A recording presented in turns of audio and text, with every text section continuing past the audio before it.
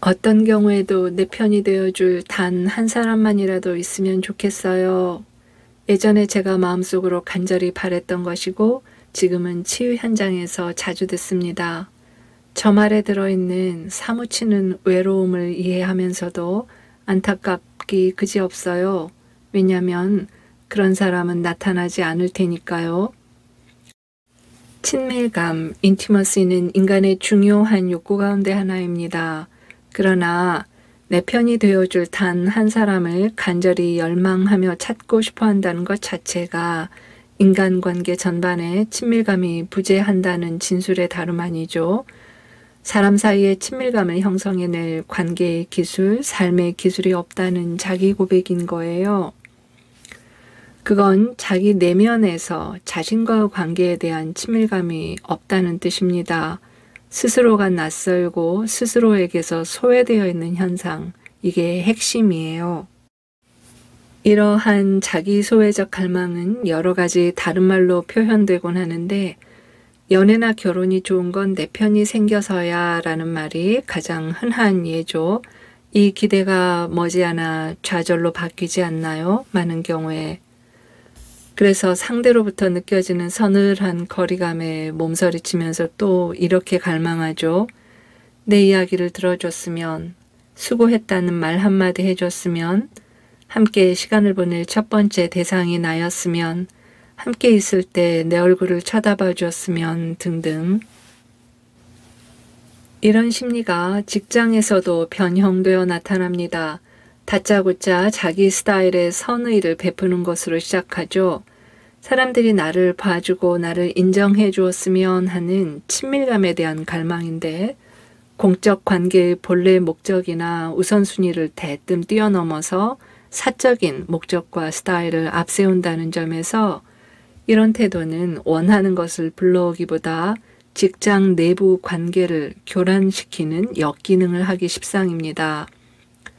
사람들이 왜 일터에 와 있는가라는 원초적인 부분을 무시하는 건데 문제는 자신이 무엇을 그르치면서 타인에게 강요하고 있는지 알아차리지도 못한다는 거예요.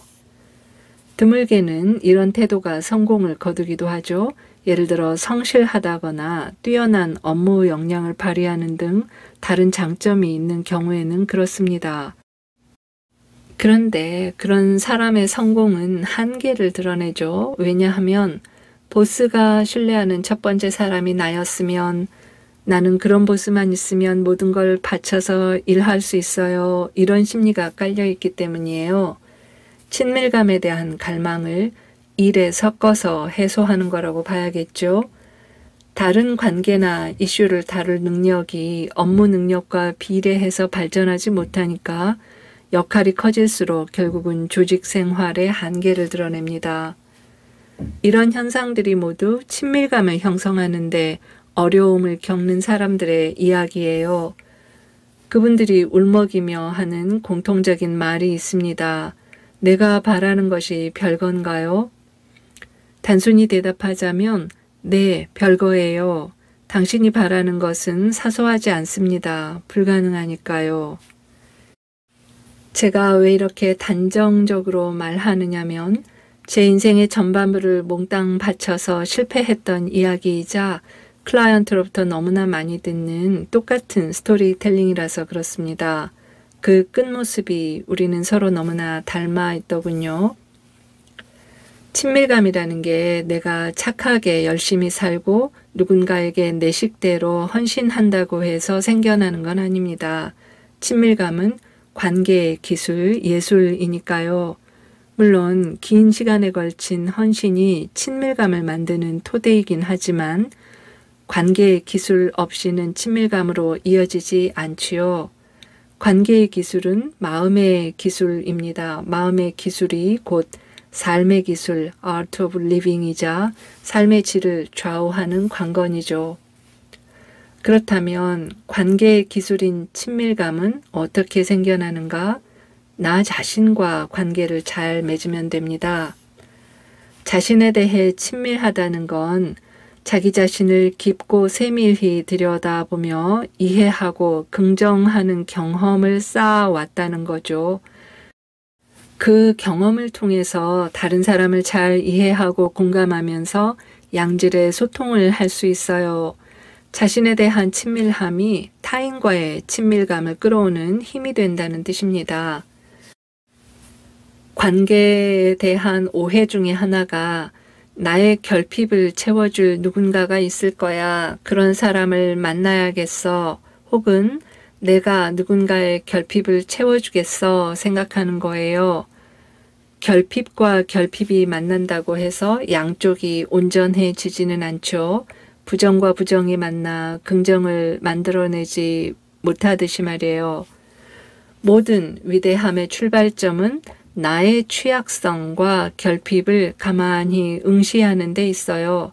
내가 인정하고 이해하고 그것을 조화롭게 바꿔나가는 꾸준한 태도가 타인에게서도 유사한 에너지를 끌어당깁니다.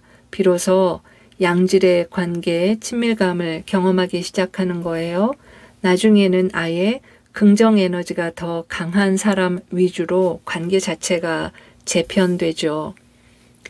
이 때문에 수많은 치유가 영성가들이 자신의 모습을 있는 그대로 직시하고 있는 그대로를 끌어안고 허용해야만 당신이 그토록 원하는 바깥의 변화를 만들어낼 수 있다고 강조하는 거죠. 이런 힘을 내면의 친밀감이라고 부르겠습니다. 이 힘을 사용하지 않으면 내면의 공허를 메워줄 사람을 찾아 나서게 되죠. 그 여정이 끝나질 않아요. 실망하고 또 찾고 실망하고 또 찾고 상처받고 매달리고 자신을 의심하고 자학하고 말이에요. 거기에다 각종 담론과 이데올로기들이 환상을 부추깁니다. 사랑에 대한 낭만적 환상과 이데올로기, 소울메이트에 대한 영적 오해 같은 것들이죠. 최초의 자신 안에서 일어난 분열을 바깥에서 메꾸려는 노력은 같은 에너지, 같은 패턴을 반복할 뿐이에요. 현실의 연인이나 배우자와 갈등을 지속하는 근본 이유 중에 하나이고요.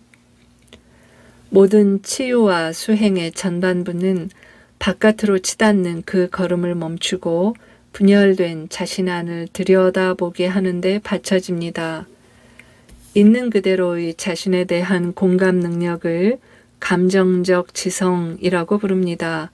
감정적 지성, emotional intelligence는 한 인간으로서 치유가 혹은 수행자로서의 성숙도를 가늠하는 척도라고 할 수 있어요. 있는 그대로 누군가를 바라보는 힘이 되니까요. 사랑이란 있는 그대로를 가만히 바라봐주는 힘의 다름 아니잖아요. 모두가 원하는, 절실히 원하는 바로 그것 말이에요. 그것을 내가 나에게 줍시다. 누군가가 나에게 주었으면 하고 갈망하는 바로 그것을 나 자신에게 베풀어 주세요. 친밀감, 좋은 인간관계를 만들어내는 간단하고도 확실한 원리니까요. 물론 어떤 선택을 할지는 각자의 몫이겠고 어떤 선택에 잘잘못이 있겠습니까? 다만 나 자신이 무엇을 경험할지 본인이 결정하는 거죠. 자신이 선택한 바에 헌신하고 숙련하면 바로 그것을 관계 속에서 세상 속에서 얻게 될 뿐인 겁니다. 오늘은 여기까지 할게요. 또 만나요. 안녕.